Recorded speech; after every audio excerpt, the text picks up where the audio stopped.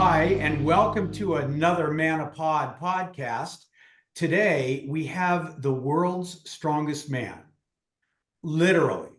Mitchell the Moose Hooper is our guest today. And Mitchell won last year the Arnold and multiple events last year, which made him the world's strongest man.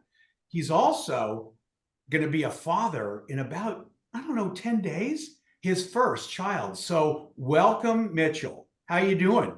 I'm good, thank you. Yeah, You're thank hanging in you. there, right? Yeah, and you know what? I've got 20 years till menopause hits me, so it's good to be playing this early. You never Oh, so know. that It's makes start early. you 28. So Mitchell, you're in Canada.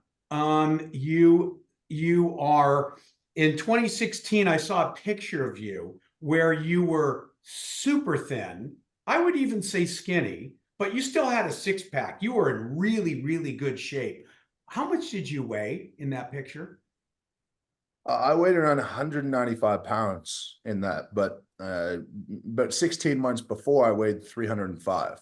So I lost a heap of weight going into a men's physique show, which for those who don't know what it is, it's basically bikini for men. And Okay. you lost it. Judge here. You lost it. Were you heavy? I mean, that's heavy, but were you like out of shape, 300 pounds, or were you in shape, but you wanted to get trim? It was post football. So I played football at 240 in college and then quit and put on a bunch of weight, not good weight. And so I wasn't out of shape. I went to the gym every day, but I was eating horribly. Visually, definitely out of shape, and definitely muscle mass was that of a 240-pound person. I just grew to a little bit more than that. Wow. Yeah, I mean, and that's pretty common among athletes is when they stop competing, they continue sometimes to eat at the same level that they needed to eat at when they were working out. It's particularly common among like gymnasts and stuff. And so there is that sort of rise that before the fall of putting on not good pounds. And then depending on how motivated you are, you lose them and get back into shape and stuff. But so what motivated you to try to win this world's strongest man competition? Well, all the way back to 2016, that was towards the end of my undergraduate degree. Then I worked in professional sport as a strength and conditioning coach for a pro basketball team. When I did that, I didn't have the impact that I was hoping to have, and I thought going to the clinical side would be more useful, talking about people who have chronic injuries, conditions, complications. And when I decided that I was going to make that jump, then I went from trying to be the best, have the best knowledge base of someone who wants to be in high performance to someone with the best knowledge base of someone who works in clinical settings. And I'm very much of the opinion that if you're going to do that, you don't have to be like those people, but you certainly have to find a way to relate. My way to relate was lose a bunch of weight and try to do a physique. Now I know what it's like to lose a lot of weight. It was go for push your aerobic fitness, and I did 3 marathons, and then it was push your strength and get as strong as you can. And that just happened to get me to World's Strongest Man. Yeah, because you have a master's degree in exercise physiology, which I'm sure worked to your benefit to understand how muscles work and how they grow and the right way to do it versus the wrong way. Yeah, in ways it did and in ways it didn't. It helps me a lot with things like medications and contraindications to exercise and how medications impact responses to exercise, which people over 50, the average number of medications in North America is over 2. And the majority of people over 50 have more than one chronic condition, even if you maybe don't identify as that. Personally, I have high blood pressure that's managed, and I have sleep apnea, obviously both related to my size, but I fall in the category of someone with 2 chronic conditions, despite being otherwise generally healthy. And we can't forget that, we can't ignore that. So I learned how to deal with those people. And honestly, I probably learned more with practical experience with a general understanding of the body than I did at university. In fact, not that it's totally relevant to people in your demographic, but maybe for their kids. I found as an entrepreneur now with 10 employees across 2 operating businesses, I found it to be the least inspiring time of my life, and I probably wouldn't recommend it to people who want to go the entrepreneurial route. Maybe only if you're a doctor or something where it requires a formal education is that most useful. But yeah, I mean, I like to nerd out about stuff. I like to learn as much as I can. And anytime I don't know something, it sort of just grinds at me, and it's an obligation to go find out why you don't know it and what the truth is. Wow. Well, you and I are friends prior to this Manipod podcast, but we shared some special events just a couple weeks ago where you were kind enough to come out from Canada and join us for the martini, what we call the Quake-tini challenge. Yeah. And so we're going to show a clip of that right now first, and then I want to talk to you about that. So hang on. We've decided to bring the strongest man in the world, Mitchell Hooper, also known as the Moose, to challenge me in the Martini Quake-tini Challenge. Make sure his is really full. Oh, I won every major competition this year, and I'm considering this my fourth. Here we go.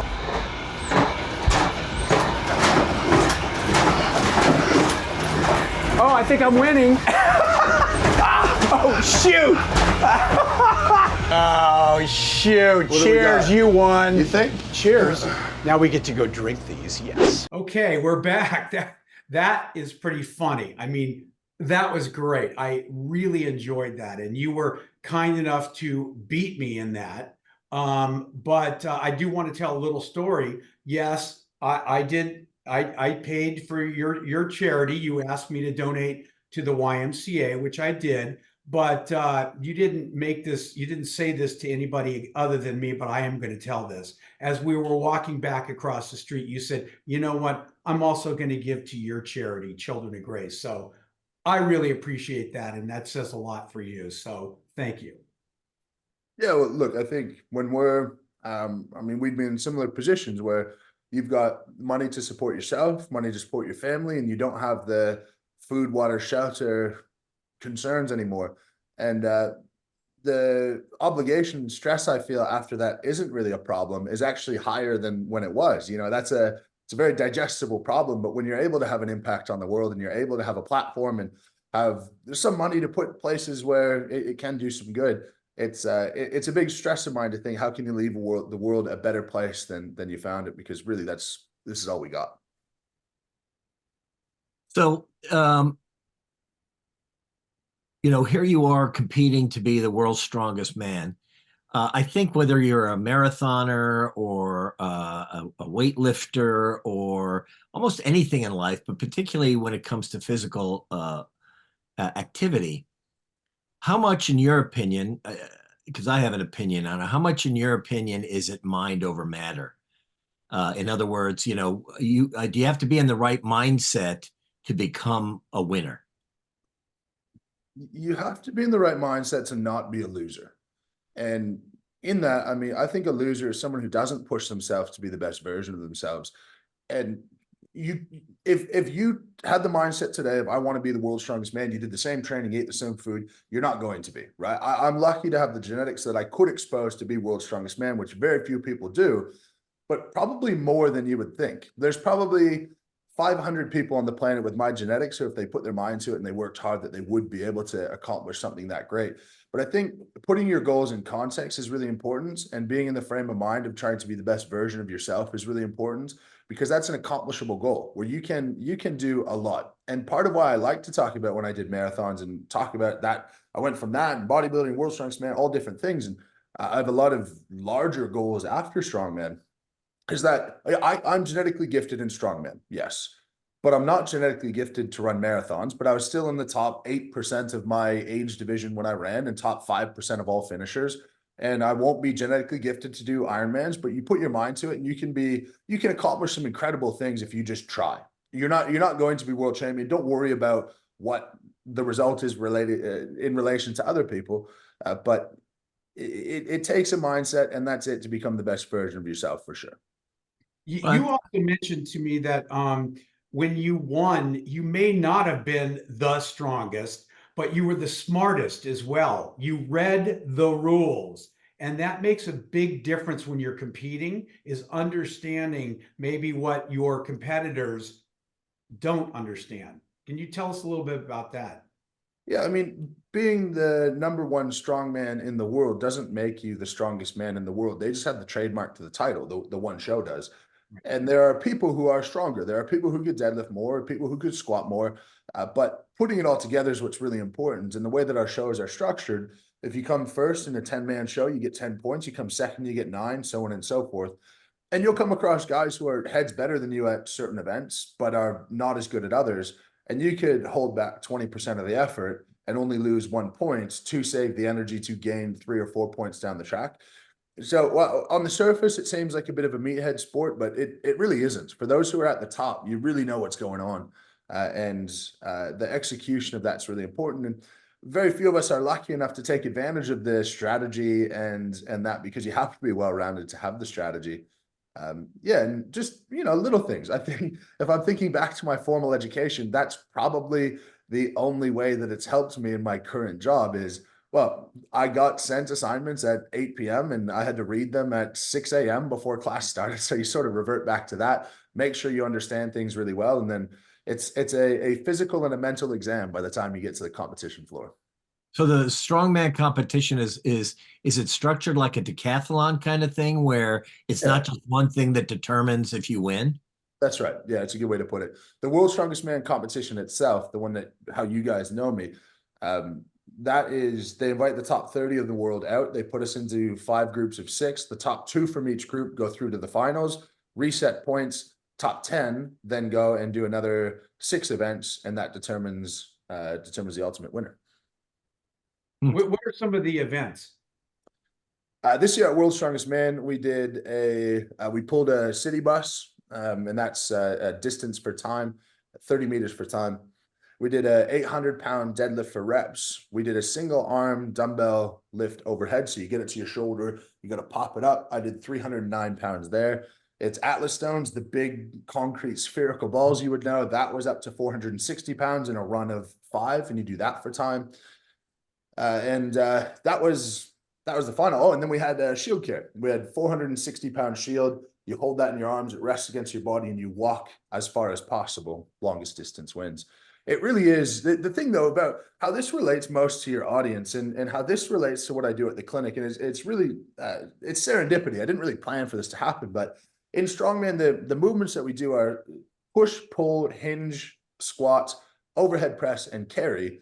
That's every event that we do, and that is everyday life for other people. So while I might be trying to be world champion, you take 20% off of my intensity, and that's a pretty good foundation for how every person should be training.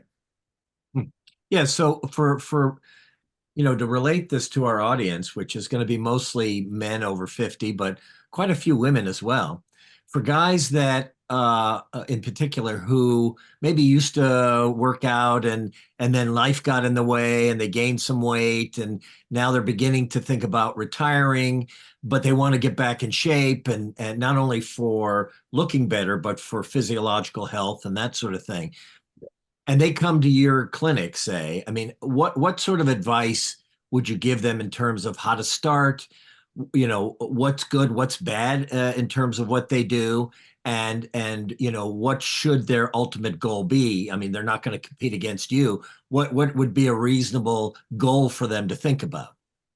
It's a great question, and it really has to be broken down as simply as possible, because in the end, when you're 50, 60, 70, you sort of have to hang up the sexy hat and go, okay, even if I get thin, that means I'm going to get extra wrinkly. And okay, so let's just put that hat off to the side. Let's go, what are our actual goals? And for most people, their goal is to have their health span match their lifespan.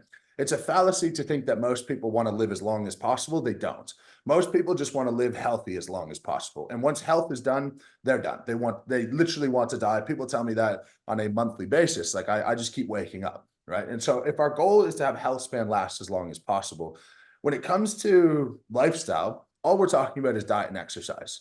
Now, if we just put diet to the side for a second, because that's a major challenge when you're living your golden years. You don't want your golden years to be filled with salad and whatnot. And of course, you have to eat a reasonable diet. but the physiological benefits you can get from movement, regardless of diet, is incredible. If we talk about visceral fat mass and the research around movement and losing visceral fat, which is the fat around your organs, it's incredibly powerful. When they do research and they do only diet studies, they'll lose weight and fat. They don't lose visceral fat. When they do the opposite and they have them exercise, but they don't have them diet, they lose visceral fat, but they don't lose total body fat.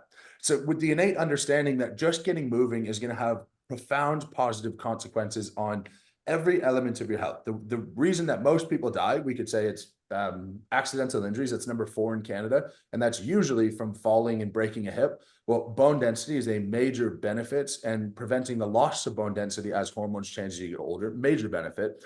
When we talk about vascular health, cerebrovascular health, the dynamics that we can get from temporarily increasing blood pressure and improving the efficiency of the heart is incredible. And the likelihood of your blood to clot is so much lower when we're controlling for exercise. When we talk about diabetes, having higher muscle mass, or even exercising in the first place, we have a 48-hour response of regulating blood glucose after we're moving. You're very, very unlikely to get diabetes when you're muscular. I say that I have a condition called strongman induced hypoglycemia, because I just get the glucose sucked out of my blood, that if I'm not eating, I'll get a little bit weak. And so if we just say, okay, movement is going to help you in every possible measurable way for your health, then we say, well, now we get to what movements do we choose? And this is number 1, first base camp is move, right? Move. I don't care how. And by the way, there are many more good ways to do an exercise than you would think. Good is all relative and mostly bullshit by people who are trying to make money. So let's move first. Second is, what are the movement patterns of life? And movement patterns of life are hinge, picking stuff up off the ground, squatting, overhead pressing, push, pull, and carry. Can you do those 6 things? As we get older, oftentimes reaching above our head becomes more of a challenge. There are physiotherapists and physical therapists who will say after 50, don't reach over your head because of the risk of shoulder injury. Well, could you say something stupider? Because like, who lives in a hobbit house where everything's below them, right? So we need to be good, strong, and competent overhead. And then we just generally train those movements. And if we're doing that, then, I mean, great. We're ticking the boxes. You're going to be resilient to injury. You're going to improve your health. Your hormone profile will be retained better than someone who doesn't move and train. And the consequences to that down the track are profound and dramatic. Wow. You know, Larry, let me see you put your hands over your head. Go ahead, Larry. Oh, see, you're already failing. Hobbit. I can only get them this high for some reason. I don't know why, but well, and you know, just to kind of add to what you've said, which actually sounded like a college course, is we know for sure that building muscle really strengthens the immune system, and that's one thing now with all of the illnesses going around, the respiratory illnesses and stuff like that. You know, the more you can build up your immune system, and like I said, building muscle mass, not your muscle mass, but just muscle mass in general, really strengthens the immune system. And that's extremely important for people as they get into their 60s and 70s. Yeah, and look, you're never going to accidentally become like me. If you drive a car, you're not worried about turning into Michael Schumacher, right? It's the exact same thing. You could try as hard as you can to train as hard as you can. That should be your only goal. And the research is actually incredible now when it comes to resistance training versus aerobic training. It's sort of getting to the point where it's a wash for cardiovascular health, for diabetic prevention, for everything across the board. And a lot of men would look at going for a run and like, I don't really want to go for a run. Be like, could you pick it up? Could you pick that up? You're like, fuck, that's like, it gets us back to like who we are when we're 15. You're like, hell yeah. And then if you could start thinking that way, then psychologically, you're going to be better as well. Right, right. Just to show another clip, because this is kind of funny, but it shows your strength.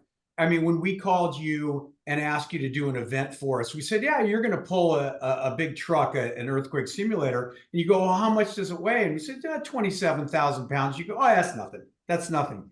So we said, oh, it's nothing. So we added 3 more people at the tail end of it pulling against you. And so we want to show this clip of you pulling this truck with the other guys pulling against you. So watch this.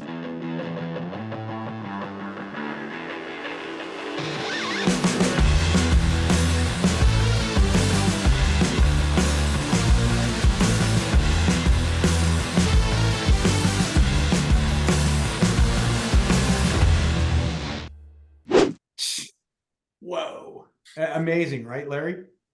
Yeah. Yeah. I have a hard enough time opening the door, much less pulling the truck. Yeah. Yeah, I mean, that's just again, that's not something that we should be aspiring to.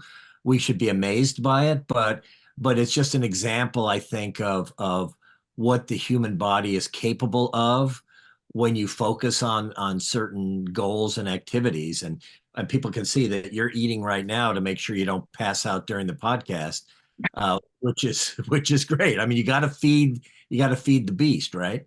But if you're someone out there, say you're someone over 50, your audience, you're out there and you're thinking like, oh, maybe I'm not that strong, right? Maybe I'm not that capable. Go on a flat road, take the biggest car in your household, put it in neutral on a flat road, and go push it. And I 100% promise you, anyone listening to this podcast can make a car go, can push a car. It's a phenomenal workout. It's a great strongman workout, but you're capable of a lot more than you think you are. And as soon as you put those limits on yourself, your physical quality is going to degrade to what you believe you can do. Yeah. Well, I mean, it's crazy. Well, what are you eating, by the way? What is that? I got chicken dumplings here right now. Usually this is my chicken and rice meal, but I've been losing a little bit of weight and I got to put some on for the Arnold. So yeah, I mean, 10 o'clock is or 12:30 is my second lunch. 10 o'clock's my first lunch. I'll give you a quick little synopsis. I put on in prep mode. This is how I structure my days. These are daily alarms that all of those are something, whether it's eating, training, after eating, I need to go do some movement to help the digestion process. After training, I need my proper cool down. I got my physio, I got my whole bunch of different things. Are there bathroom breaks scheduled in there too? No, there's just one in the morning to put on a diaper. Over, you would know that. Yeah, right. We all do now. Oh, I forgot mine. Oh no. Hey, one thing that we always ask our guests that we like to we will expose later, but everybody has a favorite curse word. What is Mitchell Hooper's favorite curse word? All right. Well, I need a caveat before this. So I lived in Australia for 4.5 years. Culture over there is different. And over there, when you say mate, it's usually a bad thing, right? If you're talking about someone that you don't know, or to a friend, sorry. If you say cunt, it's someone who who you get along with, and like that's a good cunt. And so I have to say cunt. I have to work it out of my vocabulary in North America, but just a word, like if there's a word for me, you're like the one that holds the most power, that could drive the most emotion in people. You're like, yeah, that I have to. How do they take that in Canada, by the way, when you say that? No, not good. No. Same thing here. That's not a good. That's the C word that you don't want to use. Yeah. Right. That's good. We haven't heard that one yet. So, well, this has been great. I mean, you're a fascinating guy. You're obviously highly motivated, and it's a good example. Again, no matter what age you are, that you set your goals and you do what you have to do to get there, and that alone is going to be inspirational. But the idea that all of us can work towards getting into better shape, living better, longer lives, that are meaningful, I think is great. So congratulations on your upcoming baby, and good luck in the Arnold.